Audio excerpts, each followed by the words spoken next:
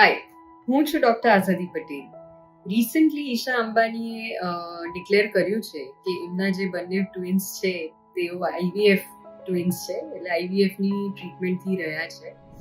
હવે આમાં એમને આઈવીએફને નોર્મલાઇઝ કરવાનો ટ્રાય કર્યો છે કે જે દંપતીઓને સ્ટ્રગલ પડી રહી છે પ્રેગ્નન્સી રહેવામાં અને એમને આઈવીએફ કરાવવું ન કરાવવુંના ઘણા પ્રશ્નો રહેતા હોય છે, તો એના સ્ટિગ્મા બી બહુ બધા છે, સોશિયલ સ્ટિગ્મા, તો એને નોર્મલાઇઝ કરવાનો ટ્રાય કર્યો છે. સો જે કપલ્સ જે આઈવીએફ કરાવતા હોય ને એમને પ્રેગ્નન્સી રહી હોય, they should talk about it. એમને વાત કરવી જોઈએ, જેનાથી બીજા કપલને બી હિંમત મળી શકે ને એનું સારું થઈ શકે. બીજું એમને બહુ સરસ કામ કર્યું છે કે એ કીધું છે કે આઈવીએફ જરૂરી નથી કે કોઈ તકલીફ હોય તો જ કરાવવું જોઈએ.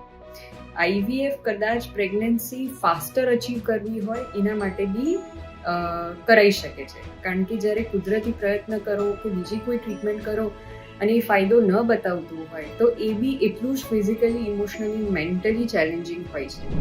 જ્યારે આઈવીએફમાં પ્રેગ્નન્સી રહેવાના ચાન્સીસ 70-80% ઉપરના હોય છે. એટલે પ્રેગ્નન્સીની દ્રષ્ટિએ જુઓ તો આઈવીએફ એકદમ ફાસ્ટર ઓપ્શન છે, અને કદાચ બધું જ ક્યુમ્યુલેટ કરો તો ઇમોશનલી, મેન્ટલી, ફિઝિકલી લેસ અને ફાઇનાન્શિયલી લેસ એક્ઝોસ્ટિંગ હોય છે.